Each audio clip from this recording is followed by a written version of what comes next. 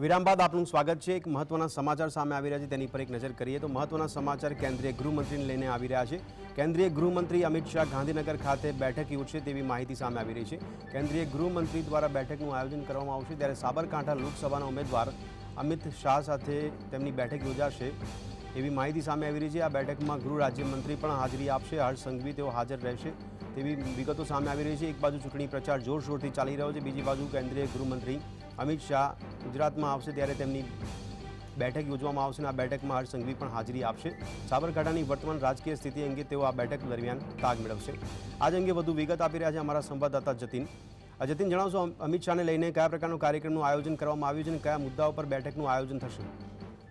2 દિવસના પ્રવાસે કેન્દ્રીય ગૃહમંત્રી અમિત શાહ ગુજરાત પ્રવાસી છે, ત્યારે તેઓ એરપોર્ટ પર થોડીક વાર પહેલા જ લેન્ડ થયા હતા અને ત્યાંથી સીધા જ તેઓ ગાંધીનગર પથિકાશ્રમ હોટલ ખાતે પહોંચી ચૂક્યા છે। બેઠકનું આયોજન જે છે તે કરવામાં આવ્યું છે। મહત્વની વાત છે કે આ બેઠકની અંદર સાબરકાંઠા લોકસભાના હોદ્દેદારો તેમજ સંગઠનના કેટલાક નેતાઓ જે છે તે બેઠકમાં ઉપસ્થિત રહેશે।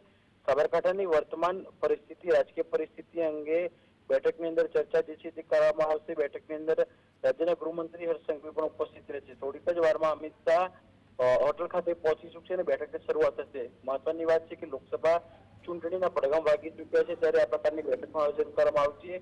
સાબરકાંઠાની સીટ ઉપર જે પહેલા વિવાદ જોવા મળતો હતો, ત્યારબાદ કયા પ્રકારની પરિસ્થિતિ છે તે અંગે આ બેઠકની અંદર તાજ જે છે તે મેળવવામાં આવશે। જી જતીન, બેઠકમાં ખાસ સમાજ દ્વારા જે ક્ષત્રિય સમાજ દ્વારા જે ગુજરાતમાં રોષ જોવા મળી રહ્યો, એ મુદ્દો પણ કેટલો મહત્વનો રહેશે?